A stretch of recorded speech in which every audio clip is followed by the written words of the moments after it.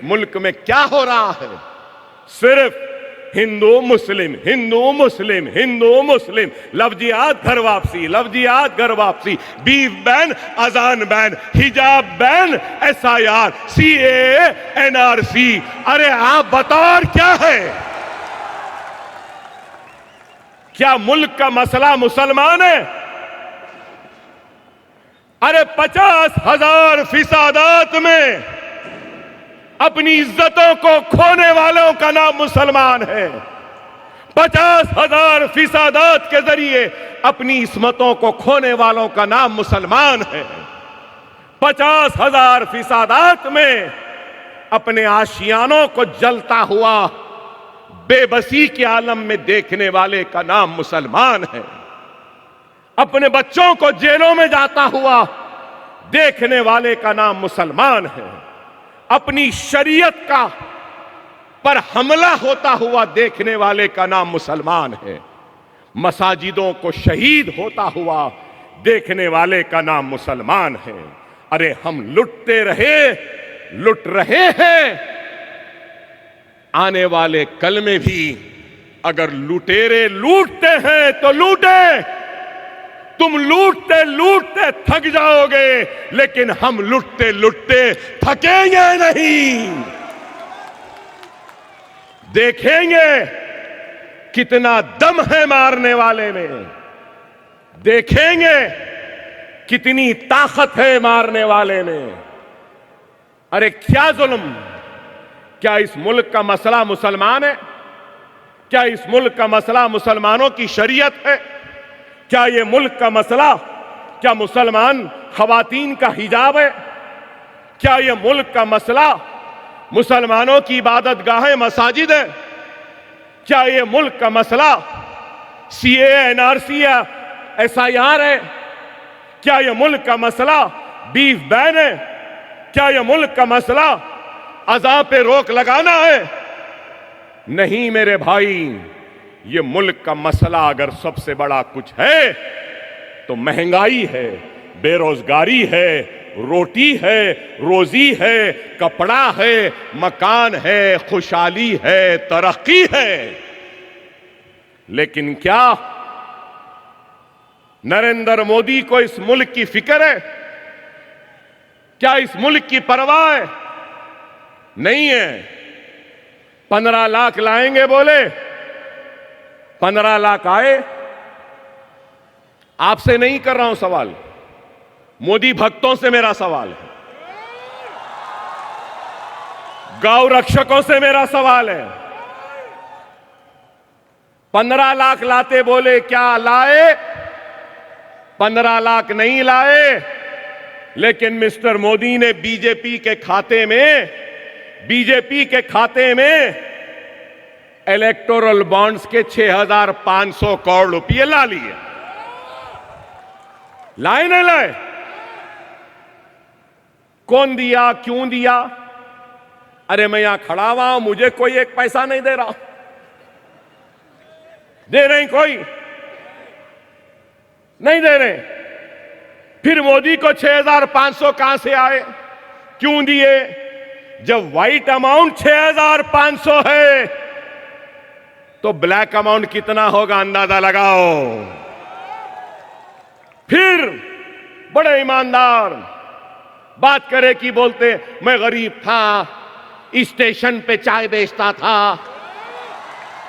बाज लोग कड़क चाय मांगते थे, बाज लोग नरम चाय मांगते थे, गरम चाय, ठंडी चाय। मैं तो फकीर हूं, झोला डालूंगा चले जाऊंगा, मैं तो चौकीदार हूं।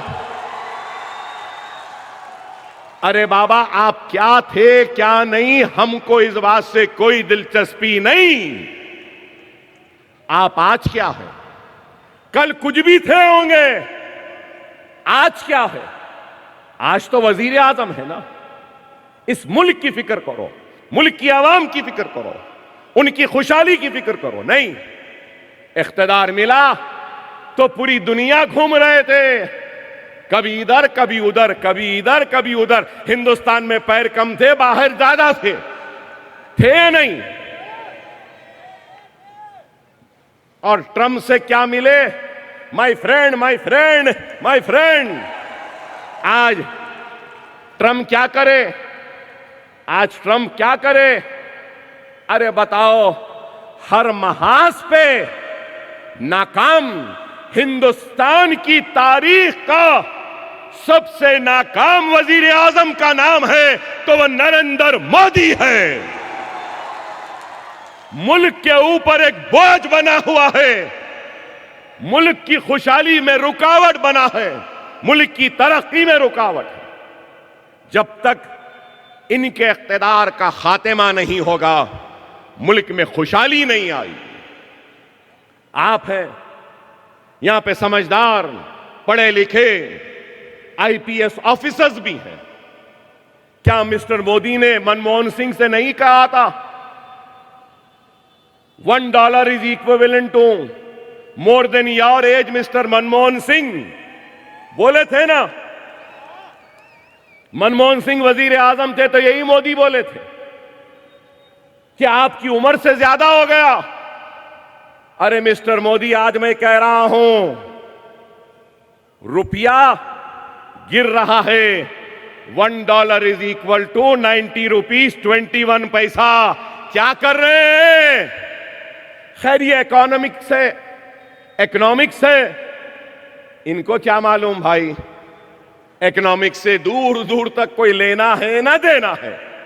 ना इकोनॉमिक्स की स्पेलिंग आएगी, ना कॉमर्स की आएगी, ना बैंकिंग की आएगी, ना करेंसी की आएगी। इनको तो बस कड़क चाय, नरम चाय, चाय चाय चाय चाय, ठंडी चाय, गरम चाय, यही है।